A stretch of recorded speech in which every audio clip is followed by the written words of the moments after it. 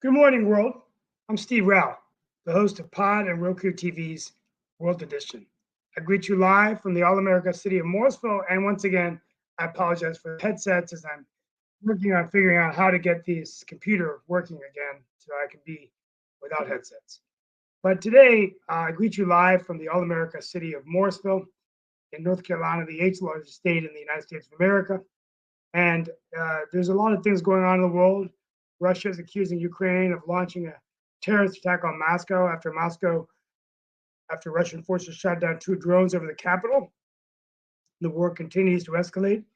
Myanmar's junta pardoned Aung San Suu Kyi, a jail-former leader, for 5 of the 19 trumped-up charges against her. So Myanmar, is still dealing with the threat to their democracy. France is evacuating citizens from Niger, a former colony, in the middle of a coup. Fear of anti-French sentiment since the coup occurred, and so all eyes are on Niger. America has curtailed Hungary's access to its visa waiving scheme, the electronic system for travel authorization, citing concerns over the security of Hungarian passports. Ron DeSantis promised, presidential candidate, that if elected president, he would revoke China's most favored nation trade status. That would enable all sorts of tariffs to be levied against China. We're going to talk about that. Hearings in the Capitol Hill have been taken on about UFOs, and we're reaching out to Congressman Jeff Jackson, who serves on the Space and Intelligence Committees, and also continues to navigate solutions from the Congress on AI. And China's economy continues to show challenges for growth. They're announcing more measures to spur economic growth. They're trying to expand a program that makes it easier for companies to borrow money. And the figure of the day to share with all of you is 30%. This is the proportion of Britain's foreign aid budget that's spent domestically, mostly on housing, asylum seekers, and hotels. So Britain's economy is not doing well at all. We're going to go ahead and get started. Lots of things going on in the world, and I have with me Mark Lee.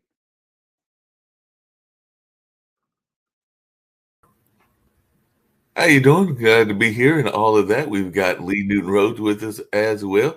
We've also got Nick Palveda, and of course we've got Debbie Peterson, who has joined us as well. So we'll see what all folks are interested in. It looks like Nick has bounced, so he might be coming back later on at some point or another. But definitely some interesting stories that you were talking about, and I'm sure that folks have some insights into a variety of them.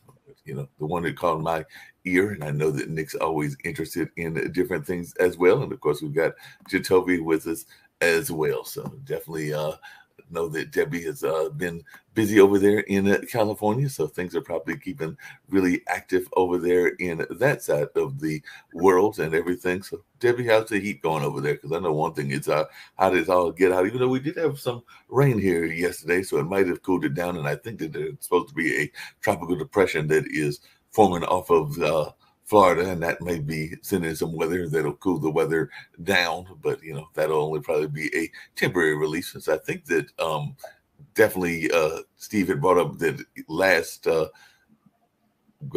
month, the month of July, I think it was one of the hottest in all recorded time or something like that. So it's definitely been a scorcher around the world, and not just here in North Carolina, but in California, Europe, Asia, a number of other places. So how's the weather going over there in California, Debbie? It's not too bad. We're used to hot weather in the summer. I wouldn't say it's anything out of the ordinary. It's pretty much the usual, and we're enjoying it, especially down at the beach. And I have to say, as far as UFOs are concerned, I was speaking with a friend of mine who's maybe 8 years older than I am. He's in his 70s, and he's retired Air Force. And he tells me that Vandenberg Air Force Base, which is really quite close to where I am, I can see the rocket launches from my house, from my balcony. I have a 3-story house, so from 2 different balconies, I can see the rockets launch. And he tells me that, especially in the 60s and 70s, we were very, very active with UFOs. And of course, we do have someone from Vandenberg testifying to seeing some football field-sized UFOs hovering. And in fact, one, I guess, apparently threatening some of the guards. So, the UFO was acting in a threatening manner. So there you go. And that was more recent, I guess. I haven't seen any yet. I've seen threatened things, but not UFOs. They're real things, real people.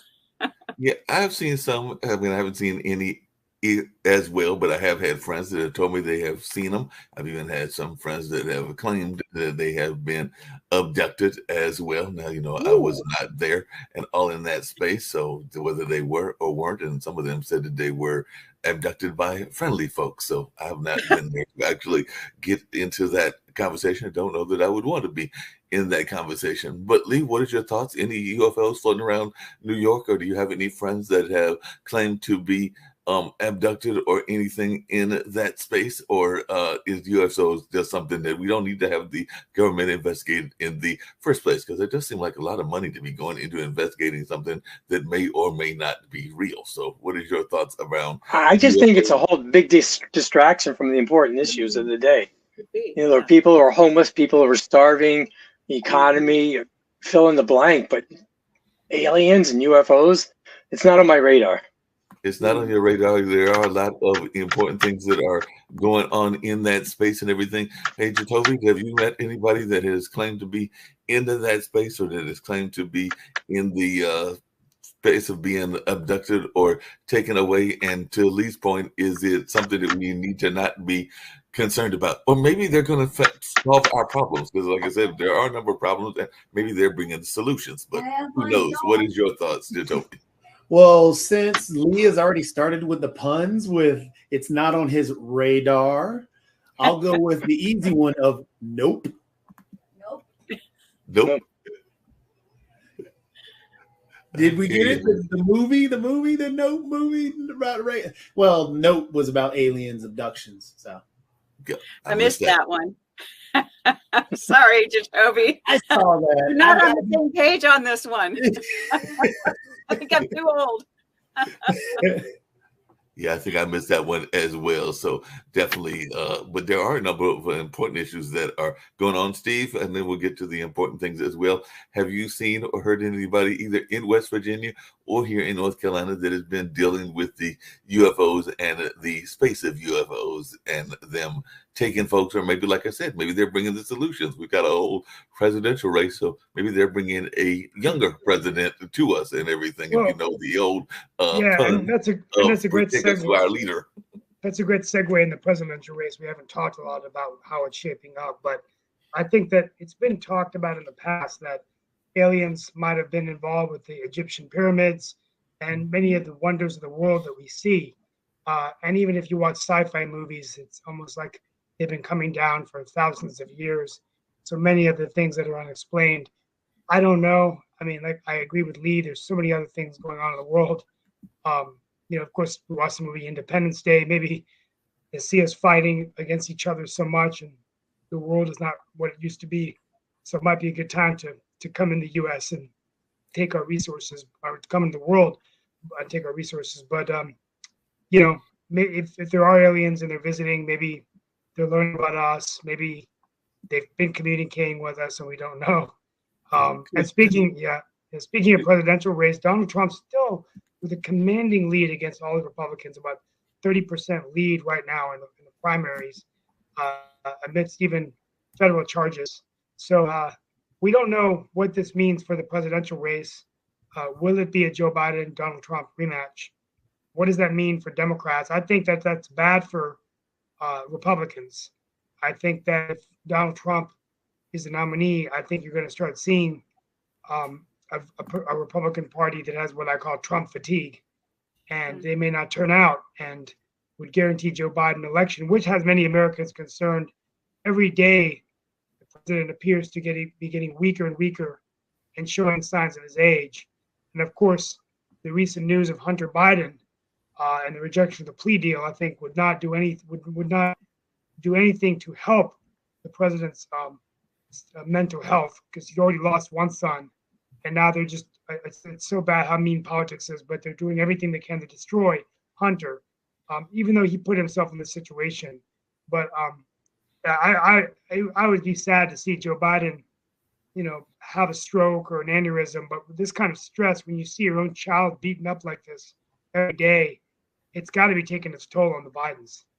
Yeah, it's definitely got to be taking its toll, and I'd be interested to hear what other folks have got to say about that, the health of Biden and all. But before we get to that, I did have a quick question for you, Steve, and everything. But there is a phenomenon, let's say somewhat of a phenomenon, that is going on in that world and of the presidential races. But we have not one, not two, but three Indian candidates that are running for president, because we just had the third one that announced 2 days ago, Harsh Vardhan Singh. So what is it about the Republican Party and the Indian community that has got them throwing their hats into the ring? Any thoughts about this? Because we've got Nikki Haley, who has Indian descent. We've got Vivek Ramaswamy, and now we have Harsh Vardhan Singh, and I think that he is a entrepreneur as well, and an engineer, and I'm not sure of the rest of his background, but I do know that on July 28th, he said, hey, I want to get in this race as well. So what is your thoughts as to why we are seeing this phenomenon going on? Because I don't think there's ever been this many Indians that have run for president of the United States. Well, I think Indian Americans have done quite well in the United States of America. When you look at the income, they're actually between probably the top 0.5% of income in the United States. Also really highly educated. So the community has done very well, whether they serve as doctors, lawyers, engineers, STEM, but now they're branching into different careers, politics, with, Nikki Haley being the prime example, former governor of South Carolina, UN ambassador, Ramaswamy, a business executive, and I don't know much about Mr. Singh. So I think it's only normal when a community does that well. Now, we had Bobby Jindal, who was the governor of Louisiana, presidential candidate. He kind of fizzled out. I think the other thing to realize is that, and I've been telling the Democratic Party this for years in North Carolina, but they just don't listen to me. There's an assumption oftentimes that all people of color are just of one political persuasion. I can tell you, as a son of immigrants from India, I am probably the only Democrat in my family. My father is a conservative Republican. My mom may be an independent. I'm married into a Republican family. My wife is now an independent. And many, many Indian Americans are fiscally conservative and socially more moderate, definitely not socially liberal. So, and it's an unspoken thing. This isn't something that they talk about in public. But I know that there are Indian Americans that cast a ballot for Donald Trump because they believed that Joe Biden and the left of the Democratic Party was just too much for them to handle. And so, Mark, I think that it's not an irony that many of these Indians are Republicans. They're not Trump Republicans. But you got to understand, when my daughter debates with her grandfather, my daughter is a progressive liberal, almost as liberal as AOC, and she's a progressive, a rising senior at UNC. She'll always ask her grandfather, why are you a Republican? I don't understand it. Republicans are so mean and bad. And he says, because I came to this country with $5, and the government of India gave me another $3. And so I had $8, and I had to become a doctor with a wife and a newborn son. And I had to make it with my own merit. And I came from a socialist country where the government was handing out money, and that didn't work so well for India. And so I don't believe it's the right thing. And so this is a classic, Indian American kind of perspective from the 60s and 70s. Now, Donald Trump is kind of, anyway, so it's a long answer to your question, but I think that there's many Democrats today in North Carolina that just assume that every Indian American is a Democrat. And it's just simply wrong. It's completely inaccurate, but they refuse to listen. And so they just assume that all people of color are Democrats. So everyone's going to come and vote. And that doesn't, and Indians, they don't tell how they're going to vote. So, I bet you a third of Indians today, or maybe not a third, are going to silently go in and vote for Trump. But, or maybe they won't vote. Right? Steve, isn't that a danger stereotyping any class of people? Yeah. Whether it's race or religion or gender? There is. I mean, I think there's a lot of things that Donald Trump has stood for that many Indian Americans don't like. The hateful rhetoric, saying the immigrants are scumbags, saying that all immigrants are terrorists and murderers and rapists, and conducting yourself in a manner that's not dignified and not professional. But I think it's offensive to just assume that somebody is going to be of all political beliefs just because. Now, I know Jacoby is a Democrat, but I can't make assumptions about Jacoby or even Mark Lee because they're Black men. They're hardworking men. They're successful in their own right. There may be conservative beliefs deep down in their heart that they don't talk about, not, Trump conservatism. There's conservative beliefs I have in my heart that I don't talk about in public. I can count on my hand how many days I've had off in 4 years. I work 12 hours to 13 hours a day, and I've done it since I was 10 years old. Now I'm my father's oldest son, and I modeled my life like after him. I think I might have suffered some mental damage in terms of not being able to relax on vacations and driving my wife crazy, because the older I get, the harder I work. And I'm almost retired, and it's like, why am I working? Well, I don't know any other way. But it's that mentality, right? That it's within your heart. And so, Lee, to answer your question, I think that it's we should not generalize across the board. We should focus on the issues and our own experiences, right? Yeah, that makes sense. And speaking of generalizing and all in that kind of space, I'm actually going to bring up something that Mr. Singh brought up, and I'm sure the network heads will love this issue that I'm getting ready to bring up and all in that space. But he is a fairly young man because he is 38 years old. But he did say that when he announced back on last Thursday that he was the only pure blood candidate for president because he never gave in to the COVID vaccination. So apparently he is one that is not in favor of the vaccination. And in the video, he described himself as an American first constitutional carry and pro-life conservative who helped restore the conservative wing of New Jersey's Republican Party starting in 2017. So apparently he's out of your neck of the woods, Lee, and all in that place. And he additionally took a firm stance against schools endangering children. His quote, not mine, he said, "There is an all-out attack on American family values, parental rights, and the marketplace of ideas and open debate. We need strong leadership to reverse the changes that have occurred in the past few years and restore American values. That is why I have decided to seek the Republican Party's nomination for the 2024 election for the office of President of the United States." And he was a former supporter of Trump and all in that. But the question I was going to ask to Lee is definitely that's something that you brought up as well, this whole notion of the lockdowns and whether the lockdowns were harmful and things in that space. So is that going to be something that is going to be a issue that we're going to hear in the political debate? And will it resonate with a lot of folks? Because a lot of folks were not pleased about taking their kids out of school. A lot of people were not pleased with the masks. And there are still people that are not pleased with what was going on with the vaccinations and all in that space. So is this going to be a political strategy that will work?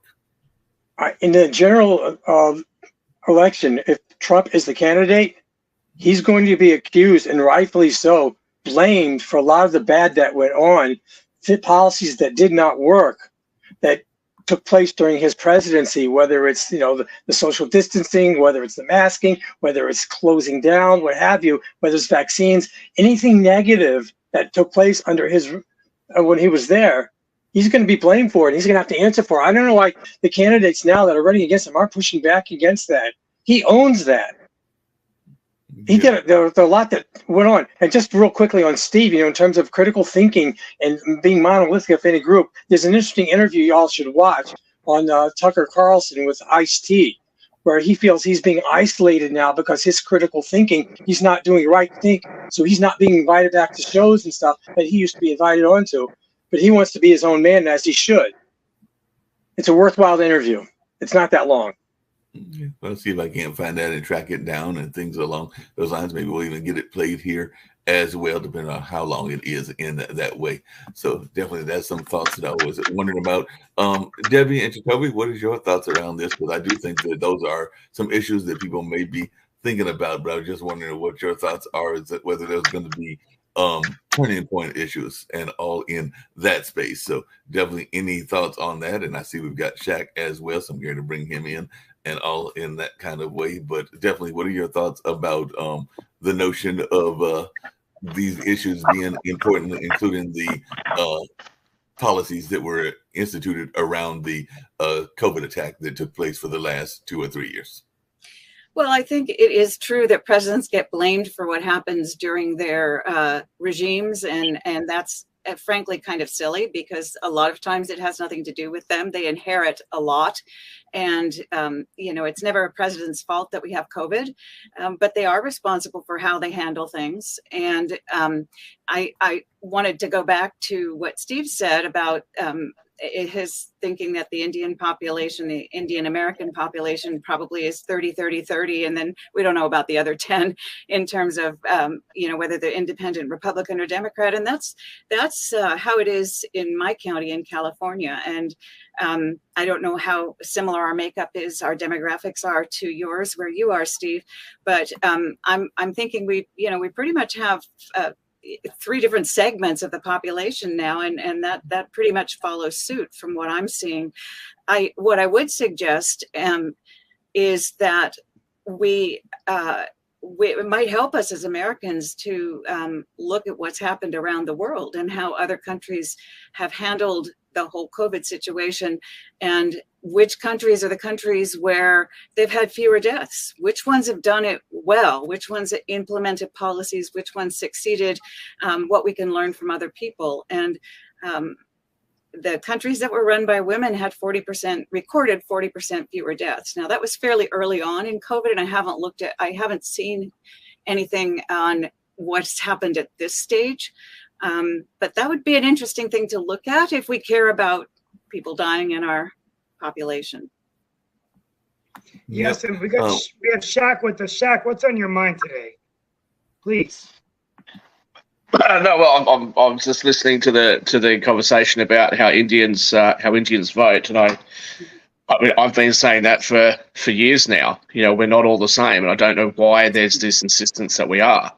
We have different castes, we have different experiences, and Indians come from different parts of India as well as different parts of the world. So why we all get lumped in as if we're the same people, I don't understand. But I say that as well about white people. Why are all white people lumped in together? Croatians and Serbians don't get along.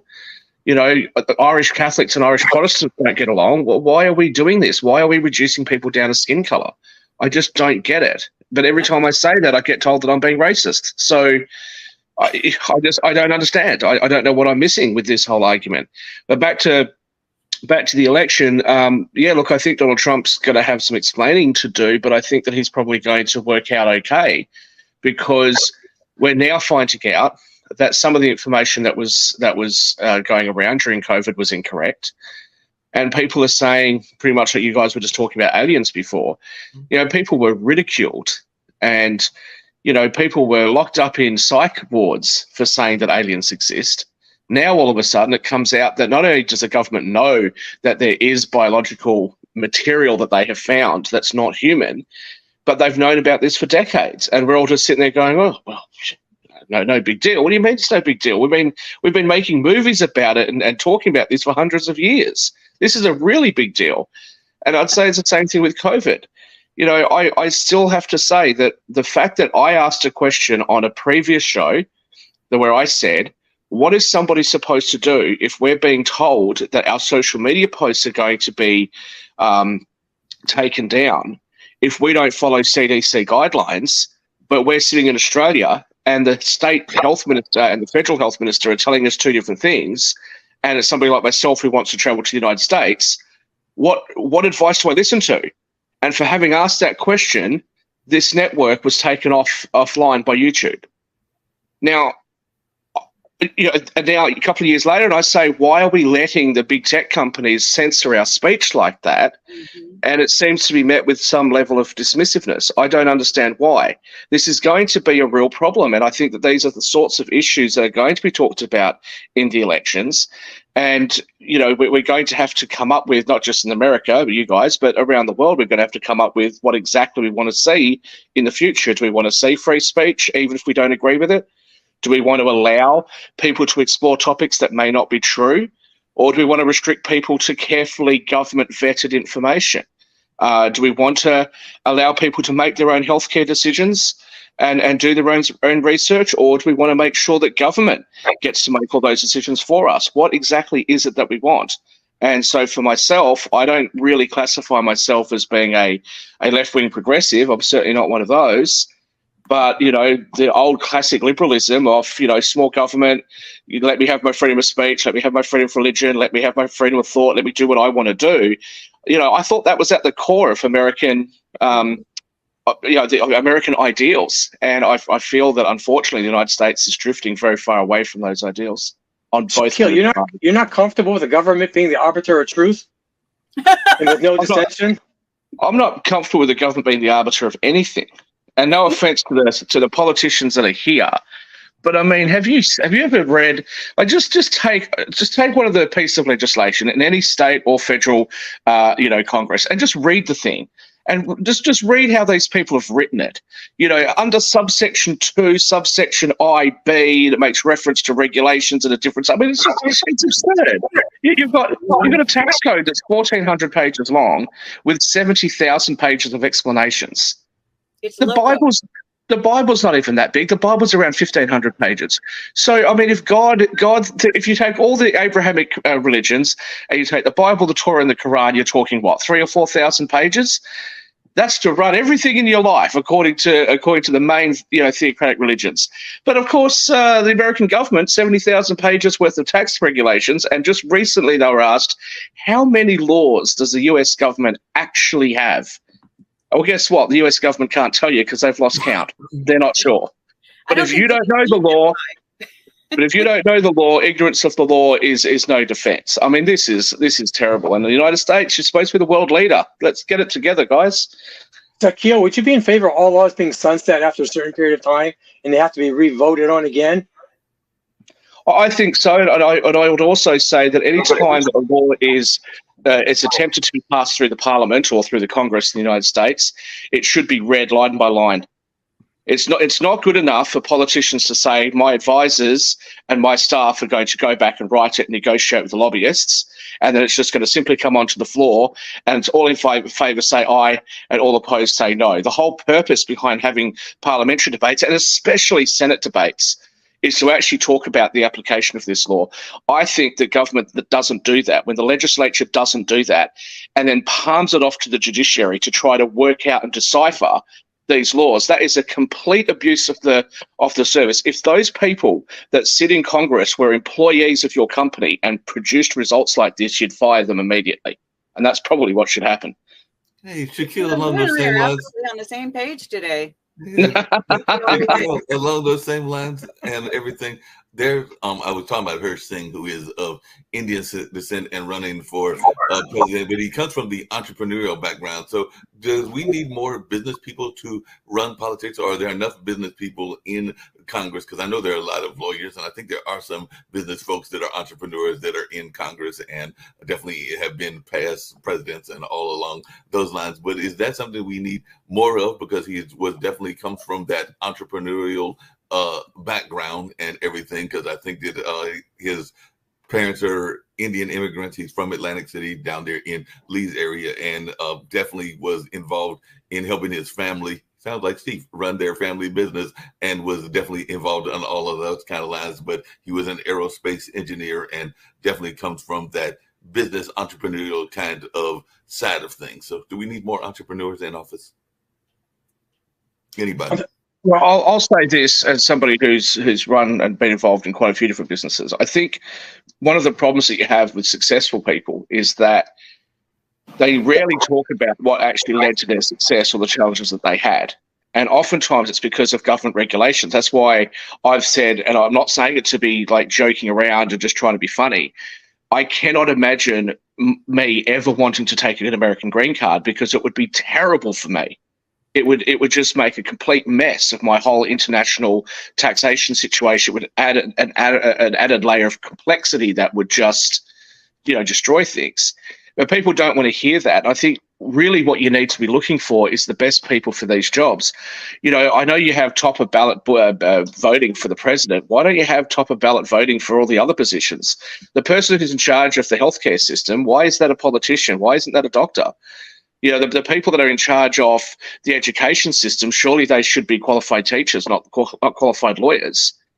And again, that goes on both sides of politics, that you see people that have no experience in the portfolios that they're supposed to be managing, no real experience in those areas, and they're running these things. It doesn't make any sense. So entrepreneurs and business people are great, but remember, small business interests is totally different to large business interests. And I know that, as a Chamber of Commerce, we deal with a lot of small to medium businesses. The things that they need is lower regulations. Our big corporations, they want the extra regulations because that complexity helps them to keep competition out. So, we need to make sure that we have a balanced approach, and that there is actually representation from a wide group of people. And again, as a country, you have to decide, what do you want? Do you want to have a thriving small and middle-sized business environment, or do you want to have an environment where it's basically just government and big corporations? What do you prefer? Well, I think the reality is that much of our economy runs on small businesses. And so we need a good representation there. And having always owned my own businesses in the UK and here in the United States, and done well with that, I am very much in favor of business people being involved. I, however, would put a caveat on that. And I really agree with you, Shaquille. I think that's brilliant, that it needs to be the right person for the job. And more than that, and it's something that we can usually judge at the local level. It needs to be someone with integrity. It needs to be someone who runs for office because they want to serve, not because they want to serve themselves, because they want to serve the community. And if we have people who want to serve the community, are qualified for the job, and have those skills and abilities that business people have to read a bottom line, understand cash flow, can read a budget, and can call it when it's BS, I think that's a very constructive thing. One of the issues with business people is that we're used to being autocrats. We're not used to being Democrats. We're used to saying, get it done and get it done now. And if you don't do it right, you're out.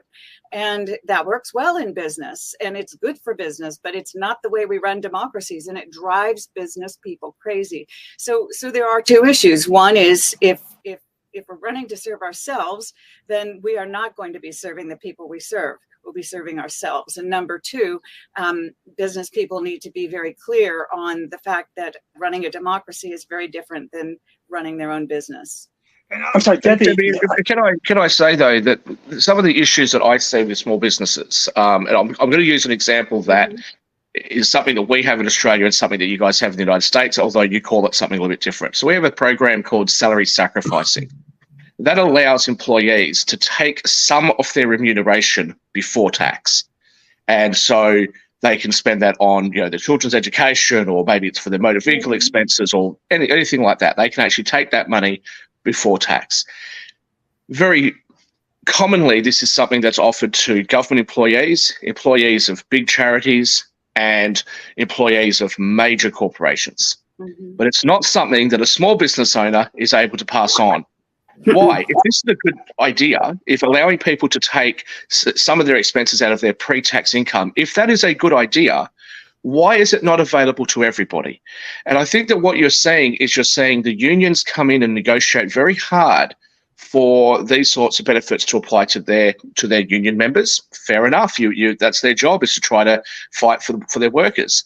You're seeing that happen with government employees, because again, there's entrenched power there, and there's the ability to talk to government, and big corporations are able to negotiate with government. But small businesses, if you run a sandwich shop or a cafe or something, and you've got 5 part-time employees, what's your ability to deal with government?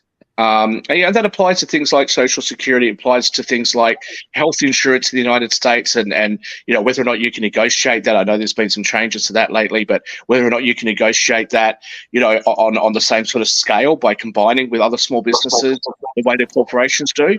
There's a lot of things that hold small businesses back, and I don't think that they get listened to very much. And when they do say something, they can often be like, well, you're not doing so badly, you're doing okay, so just suck it up. And that, I think, is where some of the problem is. So you're right, Debbie, that there is that problem of them wanting to just run things their own way, but there's also the problem, I think, where they get very, very tired of having to try to navigate through this myriad of different rules. And the last thing I'll say is, somebody who's worked in tax, I know of very, very few people that run their own small business that have actually got their taxes correct.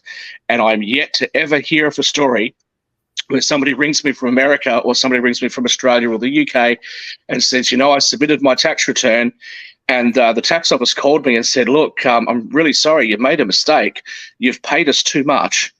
Never heard of anybody getting that phone call, but they seem to get the phone call the other way around. So that speaks volumes. Let me throw in my 2 cents here. I mean, I think it's absolutely important, and I leverage on this my own as I'm trying to figure out my next step in politics. But I truly believe that it's very important to have entrepreneurs in state, local government offices, and even national office. And one of the primary reasons is that, and I've cited him so many times because he's such a close friend, is John Chambers, who ran Cisco, who truly believes that 40% of all jobs that we know of today are going to be automated away in the next 10 years. Now, John is saying that could be within the next 5 or 2 years. And so if that's the case, the only opportunity is creating new jobs, and many of them are going to be in startups. And so the key to the future of any economy is how we're going to create those jobs. But we need to have people that come in office, particularly in Congress and the Senate, and even the presidency, I think, that understand how to create this opportunity of startups, small businesses. For every startup we create in North Carolina, in America, we create about 6 jobs.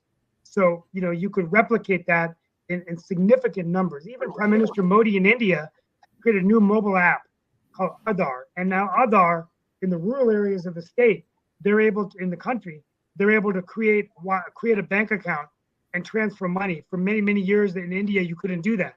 So every day, because of this platform, they're able to create 10 million new businesses, and every business is hiring 2 people. So every day in India, give me 1 second, let me finish. That's 20 million businesses a day, okay? The second thing I'll say, I'll end with this, is creating a culture of continuous innovation. So entrepreneurs that are successful, and I would have to say John Chambers was successful at Cisco, is creating a culture where people want to innovate. They want to bring in new ideas. And I think it really would be nice to have someone in the White House that could set that tone. So, it's just we don't see these entrepreneurs coming in and wanting to run the country. So, sorry, Shaquille. Oh, well, just, before we hate too much praise on India, I mean, it's the government, his and previous, that have prevented the people from having access to banking services. So the fact that he's now allowing them to have access is no great, there's no great congratulatory benefit there that I can see. But I just want to come back to what you said. Look, I look at left and right politics in the Five Eyes nations because they're the ones that I'm the closest to. And it rather seems to me that what we end up having is a scenario where government gets involved generally on the left. So the Labor Party, the Democrats will come in and they'll say, look, we want to have startup, we're going to fund it, we're going to support these, we're going to create some incentives for you to come to our country or to our state. And they generally do a very good job of attracting those. And they generally do a very good job of providing the services that you need, such as education and good healthcare and all the infrastructure that you actually need. So they generally do a pretty good job of that. Centre-right political parties, the Liberal Party of Australia, the Conservatives in Canada and the Tories in the UK, and of course Republicans over there, tend to say, well, we're going to do it by just lowering regulations. But the thing is that what's missing from that thing is that you kind of need both. And you need to have the right kind of relationship, because if you don't, what you have is, like, if you take nationally what's happening in the US, you see a lot of startups starting up in California, and then when they get bigger, they move to Texas and Florida. Okay, that's not always the case, but that's what the media is talking about at the moment as happening. So you don't want to see that happen with countries. And that's what you're seeing a lot of, is you're seeing a lot of people that are going to countries to get that initial startup, and then they offshore and they move their companies to Ireland or to the Netherlands or to Dubai or to all these other places where they can keep more of the profits. And very little of it actually ends up staying within the country to build more jobs. So it's not really a left-right issue. It's about getting it correct. I don't think it's just about creating the right environment. It's about creating the right environment to keep people there.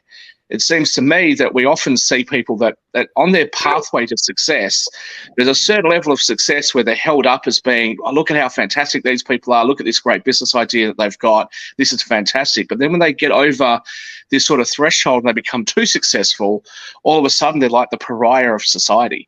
And you know, they're not paying enough, and they've gotten rich because of you, and you know, that sort of stuff. And that's not how you want to be. You want to be encouraging them. I feel like we're not doing that anymore.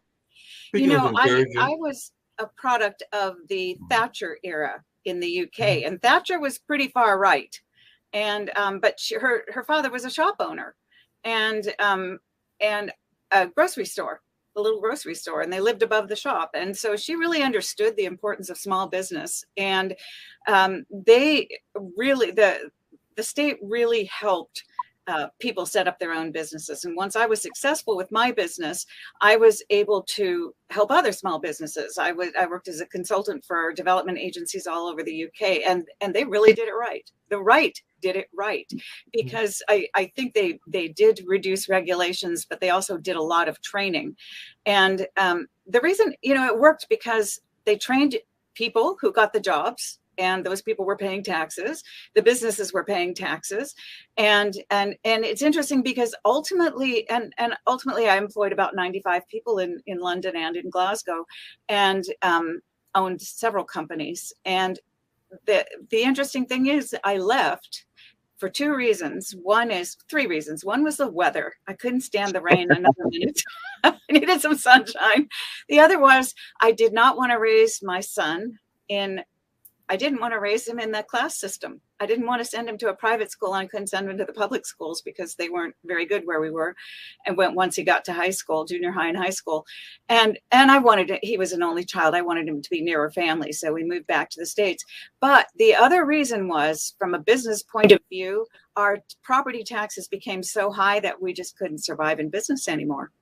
So it was the regulation that eventually, and the class system, that drove us out.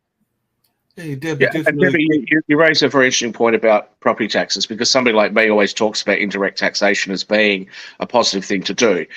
But we do have to be careful, because lots of places have replaced things like income tax and sales tax with exorbitantly high poll taxes, property taxes, and things like that. And that doesn't work either. But I think, again, there's a general sense of fairness. And you know, most people that I know, very wealthy people, you know, they don't want to not pay anything in tax. That's not what they're trying to achieve most of the time. But they just feel like, hey, you know, like, am I really supposed to be paying half my income in tax? And then when you go and have a look at what the government says, again, on both sides of politics, they'll say, well, your effective tax rate is this after you take your deductions, do this and that. You go, well, if that's what you're expecting me to pay, that means I have to use the loopholes. And I don't want to. I just want to be able to fill out a one-page document. Here's what I earned. Here's my deductions. Bang! It should be done. It should be a really simple thing. And if it's not, then I'm going to employ lawyers because I want to make sure that I comply with it. I'm going to employ accountants, and I'm going to pay good money for them because I want to make sure that I comply with the rules. And then they're going to look at me and say, what you need to do is you need to change your structure to this and this. And the government ends up knocking the money that they're supposed to get, and everybody hates it. The people that are struggling to survive look at the people that are a bit wealthier and say they're not contributing enough. The people that are really wealthy are sick and tired of jumping through the hoops and saying they just want to, you know, the poorer people just want to steal my money. And you end up in an absurd situation that Australia and the US are in right now, where the United States is the lowest amongst the OECD countries when it comes to tax. They take 25% off the GDP in taxes. And Australia sits at 27%, and both Australians and the US both feel like they are the most heavily taxed people in the OECD. How does that work? Right? And it's just because people don't feel that the tax code is fair. And that's the thing when it comes to business, when it comes to taxes, when it comes to everything. People generally won't avoid it if they feel like they're being treated fairly. And to me, I think that people in similar economic positions should be contributing similar amounts to the system. Hey, Debbie, just really quickly, I had the pleasure yesterday of interviewing Sandar Akhmadov. He is a Russian entrepreneur. He has a company called Jafton, and he was definitely talking about a number of things similar to what we're talking about, because he is a very young entrepreneur. I think he's like in his mid-20s or something along those lines, and he is the youngest member of the Forbes Business Council. But one thing that he was talking about was tech and the importance of tech, and how tech is definitely driving us away from certain jobs. So tech has taken a number of jobs, but he was also saying that that it will create a lot of jobs. And I can understand where he is going from that, and that people will need to be retrained in these new fields and all in that space. But I don't know that folks say in their 60s, which is where I'm at in the age range, or even those people in their 80s, like my parents and everything, will necessarily want to get retrained. I can see that for a 25-year-old or a 30-year-old, but what is everybody's thoughts are on the panel about that? Because he was basically saying that, yes, the technology, AI, and a number of other things are taking these jobs and creating new jobs, and that, you just got to jump on the bandwagon is basically what he's saying. Get on that train before the train runs you over, and learn these new skills and everything. I can see that working for younger people, but I don't know that it's going to work for the older folks that are out there. So what is your thoughts around that? Well, what I see is that friends of mine who started in IT when they were younger moved into positions of more mentorship. They moved into HR as they got older, when they were with some of the larger, or even some of the startup companies that grew. And I think, once you get to be past 40, it does become more difficult. And then their wisdom, then it's the wisdom that becomes of value. Yeah. Yes. Go ahead. Go ahead, Steve. I think it's incredibly important to understand that we're seeing an unprecedented acceleration of technological innovation that's occurring. And this is, while it's displacing the traditional jobs we know of, there's a tremendous opportunity to create new jobs, upgrading with new skills. Now, the community colleges in our country, the United States, are doing a tremendous job. You can actually graduate from high school and not go to college, get into community college, get training in areas like AI, cybersecurity, data science, analytics, and even vocational jobs. There's also an apprenticeship program in manufacturing, where there's a high school kid I ran into at a manufacturing company in Morrisville. It's making $120,000 a year operating the software that manages the robot on the shop floor. And this was a kid that couldn't make it to college because he didn't have the wherewithal. So, and this could even happen when you lose a job. Mm-hmm. So I think we're going to have to see an educational system that's more flexible to the ever-changing needs of an economy. And I think it's a great opportunity, but it's going to really require a shift in the mindset that not every American will be able to go to college and do the traditional, I'm going to go to college and get a job and be at IBM or a big company for 20, 30 years. I think those days are pretty much gone. And that's where I don't think people want to do that either, Steve, really. I mean, who wants to, who young today wants to do what their parents or grandparents did, graduate high school, go work for the same company for 30 or 40 years and then retire? I mean, then what? Then go and knit in front of your old TV? I mean, nobody wants to do that these days. I'd love to do that. I'd like to. Well, I hate knitting, but yeah, but you're only just a little bit over 30 now, Debbie. I'm talking about the young ones. Yeah, they're younger than you and I. Yeah, well, why don't you say fishing? Then you got some customers. But I do want to say, everyone talks about the technological advances that we're experiencing, and they say it's unprecedented, like you just said, Steve. I go, no, really, we don't know. We always think, it's like young people when they come home from school, they think they invented it. No, we've been doing it for centuries. Look at what happened when we got rid of the printing press. Look at what happened when the printing press itself was invented. I mean, there was these big essays saying, look, there's going to be anybody will be able to write a book, and, they'll be able to contaminate the minds of our young people. And today we have libraries, and now we've got the internet. I mean, I don't think it's too much of a worry. I think people are too scared about the future and what the ramifications are going to be. And is IT going to take over the world? And is IT going to displace everything? Sasha Starr and I, Sasha may still be able to beat the computer systems, but one day they'll be even too good for Sasha. But that doesn't mean that people are going to stop playing chess.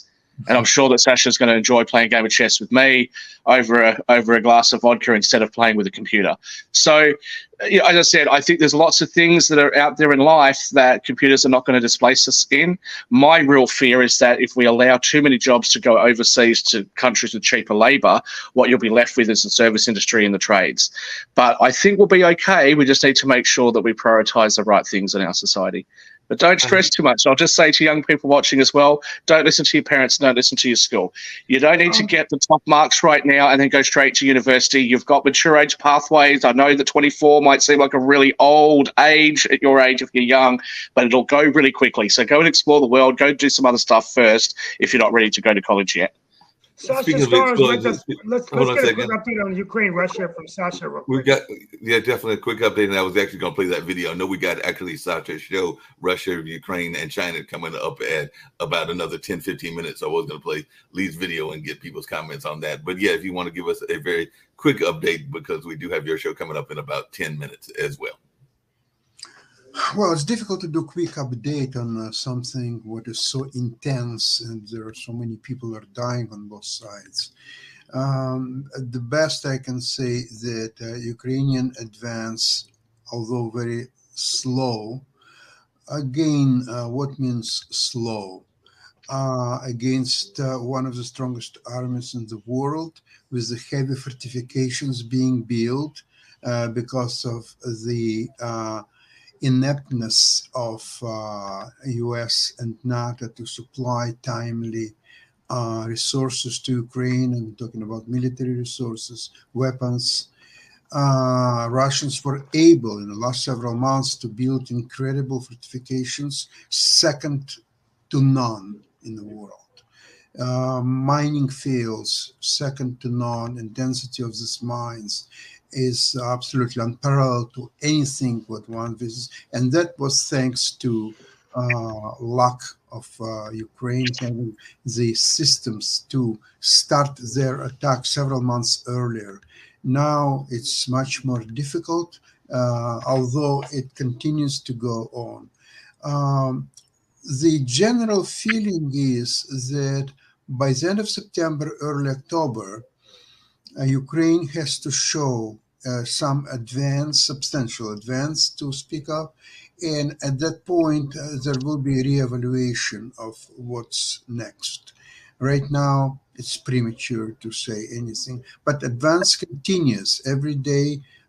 Small pieces of territory are being taken, but for Ukraine it's not a matter of territory, it's a matter of how many Russian soldiers are being killed every day. The number has never been less than 500 for the last several weeks. And before that, when the Russians were attacking around Bakhmut, the numbers were 1,200 a day, 1,500 a day. So that's the only measurement. You don't need territories. If you destroy enough of the enemy's army, you'll get territories by default. So don't care about whether you got 1 kilometer or 5 kilometers of your territory back. It doesn't matter. It matters how many Russian soldiers you were able to kill. Yep, I hear you and everything. We're going to play that video really quickly before Steve wraps up and everything that was related to Ice-T and all along those lines, and the kind of notion that folks are speaking from different viewpoints and all in that space, and that we are not all monolithic in our views and everything. So let's watch this video, and then we'll hear some comments that folks may have if we've got time, which hopefully we'll have about 2 or 3 minutes after this video. So let's check out this video. So Ice Cube is facing more sellout accusations over a controversial Tucker Carlson interview. Hey, what's up? I'm A-Dub, and check this out. So Ice Cube drove through his former stomping grounds of South Central LA with Carlson on Tuesday, July 25th, as they delved into an array of hot-button political topics, including Barack Obama's presidency, Black Lives Matter, and the COVID-19 vaccine. Ice Cube said he was proud to see Obama get elected as president of the United States in 2008, as he didn't think America would ever take that step, but his enthusiasm didn't last. What'd you think of Obama when he got elected? You know, for the first time, I felt proud that America took that step. Yep. I didn't think they would ever do that. And so that was a moment in time. But then, you look around, years go by, and not much change for people I know, people I care about. At the end of the day, it's still the same results. Carlson also asked him why he refused to take the COVID-19 vaccine while filming the movie Oh Hell No, which he subsequently quit. Why wouldn't you take the vax? You had a direct order to take it. You were told to take it. Yeah, I'm not real good with direct orders, but on a whole nother note, but it was a command. I mean, I'm sorry, they told you. I mean, they couldn't have been clearer about it. Yeah, it was pretty clear. Did you take it? Of course not. Yeah, no. It wasn't ready, It was 6 month, kind of rush job. As for Black Lives Matter, Ice Cube raised questions about the sizable donations the organizations received following George Floyd's death in 2020 and the subsequent riots across the U.S. Fans were not happy to see Cube sit down with the controversial host for an interview and flocked to social media to express their disappointment at the rap veteran. Ice Cube has become the sellout black man that he always warned us about. One person wrote on Twitter. Another added, Ice Cube has lost his goddamn mind. He let Tucker Carlson guide him with loaded questions into taking shots at Obama, Black Lives Matter, and COVID vaccines, while Tucker sat there gouging him and giggling. I used to think Cube was smart, but he's dumb as hell. He let Tucker use him in a big way. Dude is lost. The interview comes shortly after Ice Cube faced similar backlash for meeting with politician Robert F. Kennedy Jr., a prominent anti-vaxxer. While Cube has yet to respond to the negative reactions over his Tucker Carlson interview, he didn't hold back when firing back at critics over his RFK Jr. photo. For all the simple-minded short bus people out there, a picture is not an endorsement, dummy. Now get your ass over to Bungalow 51 and shut the F up. But what do you think about Ice Cube having this interview with Tucker Carlson? Do you believe that he is a sellout or not really? Let us know your thoughts in the comment section below. Make sure to hit that subscribe button and notification bell to stay up to date on all of our new videos. And as always, make sure to keep it all the way locked to hiphopdx.com.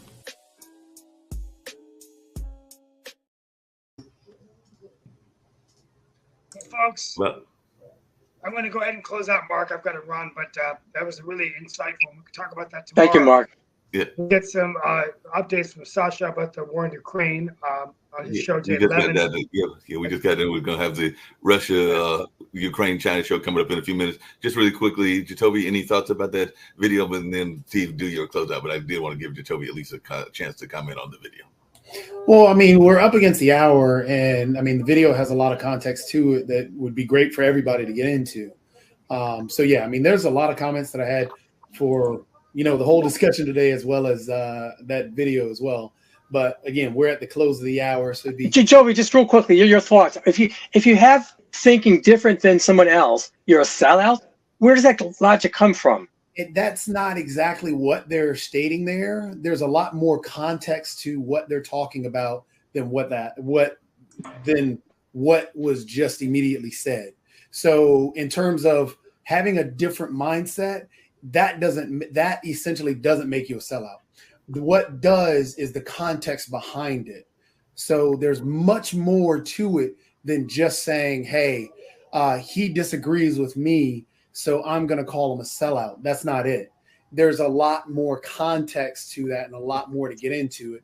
And again, that's why I say it'd be great to get into the whole discussion around that for a full-blown hour. Jacoby, when the LA Times labeled Larry Elder as the black face of white supremacy because he was running as a Republican in the Californian governor's race, do you think that there's some context which makes that sort of commentary okay? We're at the end of the hour, and this would be. Can we pick this up tomorrow, Mark? This would be a great topic. Yes, this would be a great topic to get into then, rather than trying to force me to give you a quick sound bite. That's a fair point. That's a fair point. We're going to go ahead and close out. We want to thank you for being a wonderful show. Conversation tomorrow. No major insights today. We'll be back tomorrow, and I'll be joining WPTF on Friday. I'll be sending everyone the link on that every Friday at 3 o'clock commentary. Looking forward to a wonderful show.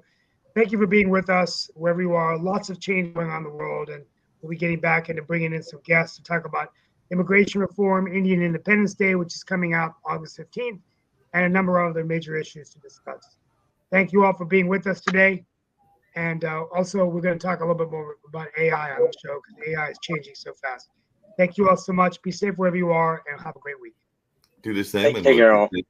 Get y'all out of here, but we'll have Russia, China, and Ukraine coming up very shortly. But right now, let's get on out of here.